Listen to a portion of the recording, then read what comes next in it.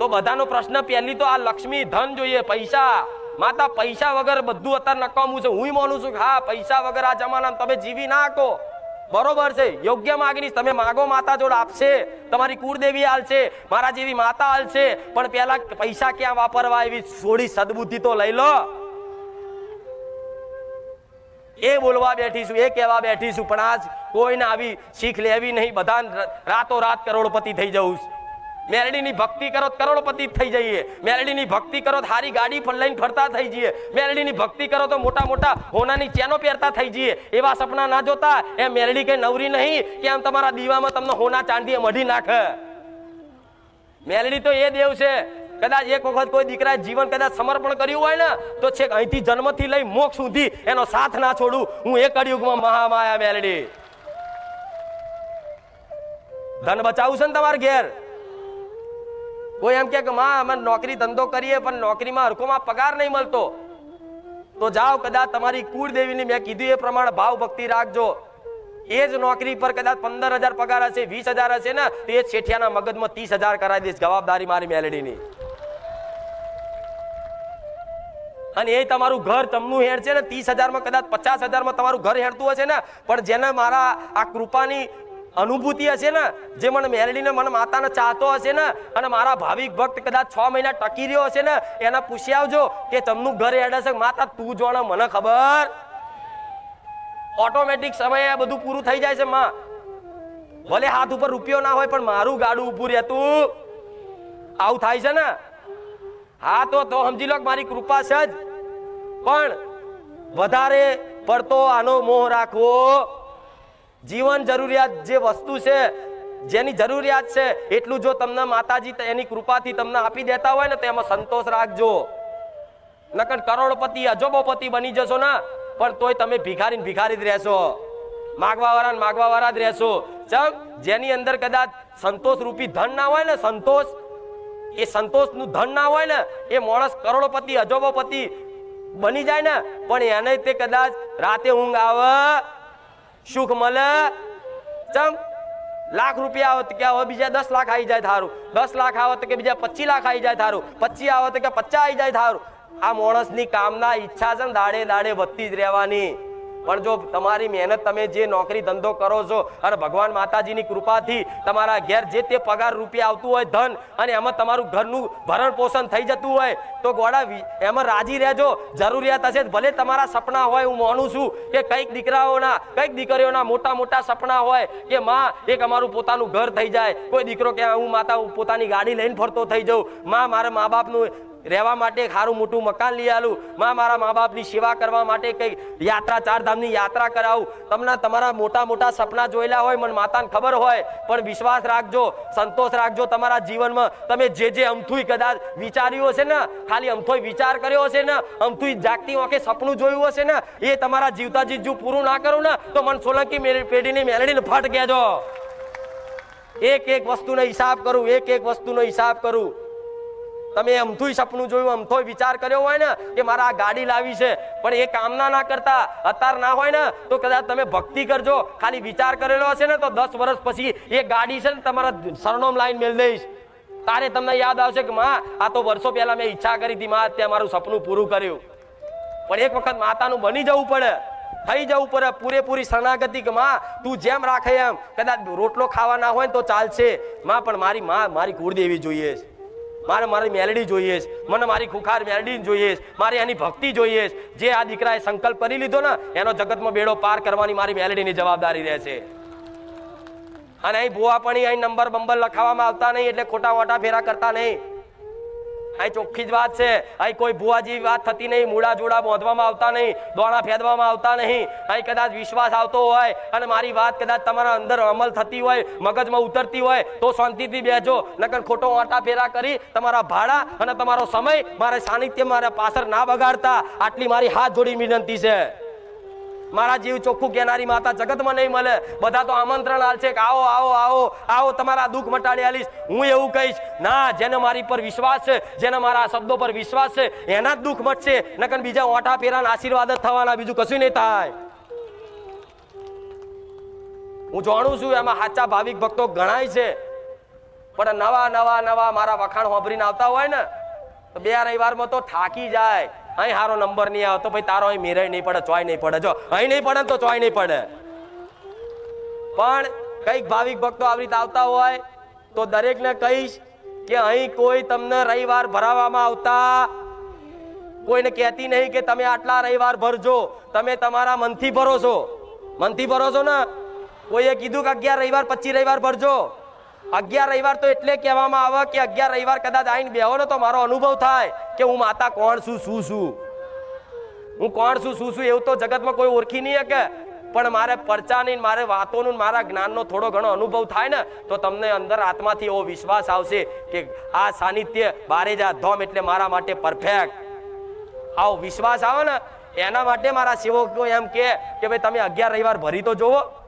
અને 11 રવિવાર ભરો ને એટલે ઓટોમેટિક માણસને વિશ્વાસ આવી જાય કે અહીં યાર પૂછવું નહીં, ભલે ચાલચેમાં પૂછવા નહીં મળે પણ પ્રવચનમાં તારા શબ્દો છે ને અમને હૃદય વાગે છે માં, અમને લાગુ પડે છે માં. હા, તારા સાનિધ્યમાં આવીને અમારી માતા ઘેર જાગતી ફોટામાં વાતો કરતી દેખાય છે માં.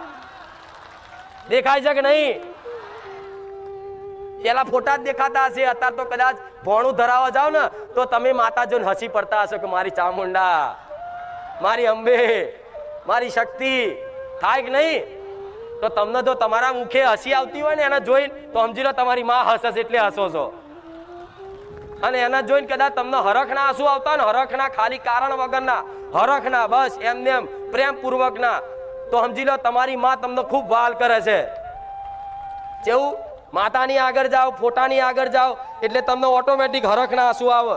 દુઃખના નહીં, દુઃખના બીજી બાજુના છે, હરખના કારણ વગરના.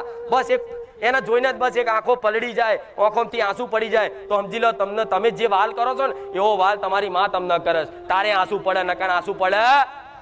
અને બીજા આંસુ હોય દુઃખના કે માં બહુ દુઃખી છું, માં બહુ તકલીફ છે, માં બહુ પીડા છે, બા બહુ મજબૂરી છે, માં કંઈક કર, હવે તો આત્મહત્યા કરવાનો દાડો આવ્યો, એમ કરીને જે રુદન થાય ને દુઃખના આંસુ કહેવાય. પણ એ દુઃખના આંસુ તમારી માં હોભરે છે. પણ હરખના પ્રેમના આંસુ હશે ને તો સમજી લો તમારી માં એક એક આંસુ છે ને એના હાથમાં ઝીલી ઝીલી જીવની જેમ હાચવી રાખશે. અને ભવિષ્યનો હિસાબ ના કરે ને તો મને મેલડી નાઈને કહેજો. અને માતાની આગળ જતા, માતાની કોઈ વાત સાંભળતા, માતાની કોઈ રેગડી સાંભળતા, માતાની કોઈ સ્તુતિ સાંભળતા, માતાનું કોઈ ભજન સાંભળતા તમારા શરીરના રૂવાટા ઊભા થતા હોય ને તો સમજી લો મારી શક્તિનો સ્પર્શ થયો તમને, એવું માની લેજો કે મારી શક્તિ જે છે ને, મારી જે ઉર્જા છે ને એ ઉર્જાનો સ્પર્શ થયો. મારી શક્તિ, એ ઉર્જા મારી અડી તમને, એટલે એવું સમજી લેજો, એવું માની લેજો. તારે કદાચ કોઈ માણસને રૂવાટા ઊભા થાય તો સમજી લેજો કે મારી મેલડીની શક્તિ તમને ટચ કરી જાય. આવા દેવના સંકેત હોય, પણ આવા સંકેત ઓળખવા વાળા આજના માણસો નહીં. પણ કદાચ મારા સાનિધ્યમાં આવતા હોય ને તો વિશ્વાસ રાખજો, ડગલે ને પગલે 24 કલાક તમારી માતા તમારી જોડે જ રહેશે. હું મેલડી તમારી જોડે જ રહું છું એવું રોજ કહેતી હતી. અત્યારે કહું છું, આવનારા ભવિષ્યમાં આની આ જ વાતો કરીશ કે બસ તમારે ખાલી એક મન લગાવી અને તમારી કુળદેવીની હોમું જોવાનું છે. બસ બધા દુઃખ કદાચ વારી ગોરીને પી ના જાય તો મને માતાને કહેજો કે મારી દેવ દુઃખ અલ્યા ગમે તેટલા દેવ દુઃખ હશે ને પણ એક વખત માતાના શરણમાં પડી જાય ને તો કોઈ દેવની તાકાત નહીં તમને નડી જાય, કોઈ ગ્રહો એવા નહીં તમને નડી જાય, કોઈ પાપ કર્મો એવા નહીં તમને નડી જાય.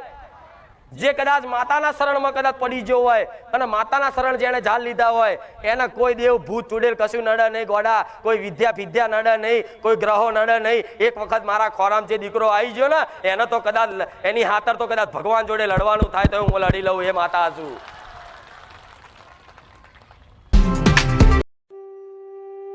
વિડીયો જોઈ ને એને સપને દર્શન આલ્યા, હું મેલડી માતા આવું કહું છું. આલ્યા કે નહીં? આલ્યા કે નહીં? એટલે તમે અહીંયા આવ્યા છો. હારું વિડીયો જોતા ખાલી માતાજીને ખાલી ભાવ પ્રગટ કરતા તો માતાજી સપને આવીને જો આશીર્વાદ આપી દેતા હોય અને કહી દેતા કે દીકરા મારા પારે આવજે તો હું, તમે નહીં હું લઈને આવીશું તમને, એવું માનજો. કહેવાય છે કે માતાજીના હુકમ વગર દર્શન થાય. સાંભળ્યું છે ને આવું કે માતા કોઈ પણ માતાજી કોઈ પણ ધામ હોય તેના દર્શન કરવા હોય ને તો શું કે એના હુકમ વગર દર્શન થાય. તો આ તમે તમારા હુકમથી આવ્યા કે મારા હુકમથી આવ્યા છો? તો તમે મારા હુકમથી મારા દર્શન કરવા આવ્યા હોય તો પછી મને કંઈ કહેવાની જરૂર પડશે?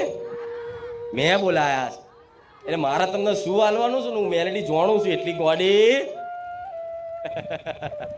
કે માં હાલવાનું હોય તો વહેલું હાલ દેજો.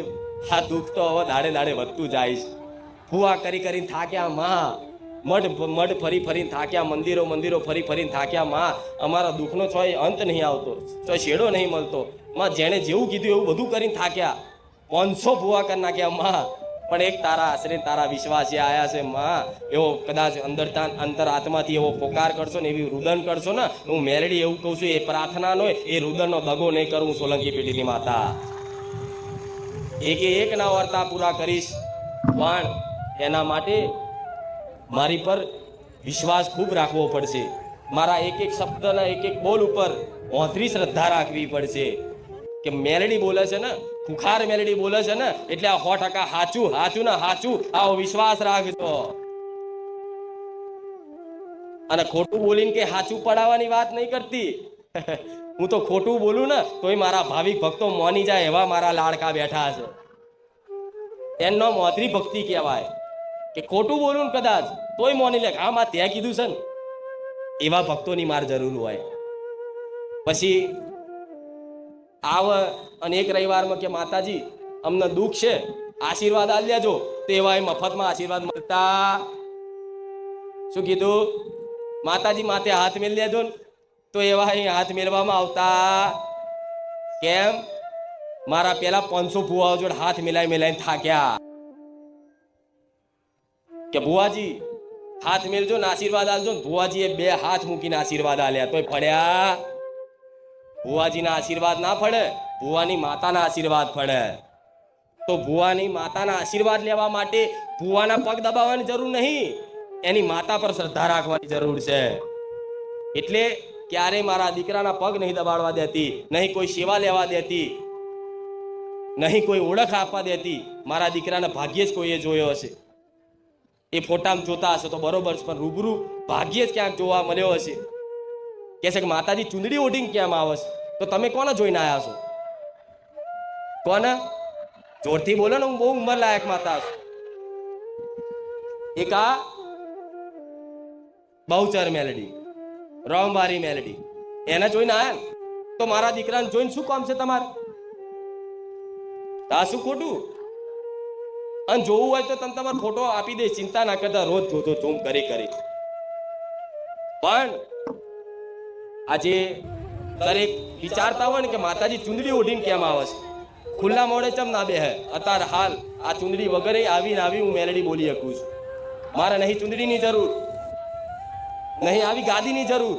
તમે નેચે બેઠા છો ને, અને નેચે બેહીને આવા ઇતિહાસ કહું, હું એ મેલડી છું. આજથી 3 વર્ષ પહેલા એક નાના આસનિયા પર બેસતી હતી. આટલું આસનિયું, 5 ફૂટ 4 ફૂટનું, એટલી નાની ગાદી પર નીચે ધરતી પર પાથરી અને એની એ ધૂણતી હતી. તારે બોલતી એક દાડો કદાચ મારું નામ થી જો આખું બારે જા ગોમ ના ગબડાવું તો ગોડાવું, ખુખાર મેલડી મટી જાઉં. તારે બોલનો કદાચ વાપરવા વાળા મજાક કરે કે આ તો બોલે રાખે, નાટકો છે, ખોટું ધતિંગ કરે છે. પણ આજે સાબિત કરી આલ્યું, કોઈ દોણા વગર ગોડા, કોઈ મૂડા જોડા પોધ્યા વગર, કોઈના ઘેર પગલા પાડ્યા વગર, ખાલી મારા સાનિધ્ય પગ મૂકવાથી તમારા દુઃખો ભાગીને ભૂકો થઈ જાય છે. એવો તમારો અનુભવ. શક નહીં? આવો અનુભવ શક નહીં? તો આવા પરચા પૂરનારી માતા છું. એમને આખા ગુજરાતમાં નહીં, દેશ દુનિયામાં નામ થયું છે આજ. તો શું કામ? મારા રોમે જે સત આલ્યું છે ને, એ સતનો સદુપયોગ કરું છું માતા, મારા દીકરાના માધ્યમ રાખીને. કોઈ પણ ભુવાજી હોય, કોઈ પણ ભક્તિ કરતો હોય ને, તો દેવ એને નિમિત્ત બનાવી કંઈક સમાજમાં વેચવા માંગતું હોય કે આના સદબુદ્ધિ હારી આલી છે મેં, અને આના સદબુદ્ધિના માધ્યમથી હજારો લોકો, લાખો લોકોના પરિવારમાં કદાચ ભક્તિમય આનંદમય થશે ને, અને એ સુખી થશે ને, તો કદાચ મારો ભગવાન છે ને મારા દીકરામાં જસ લખી દે.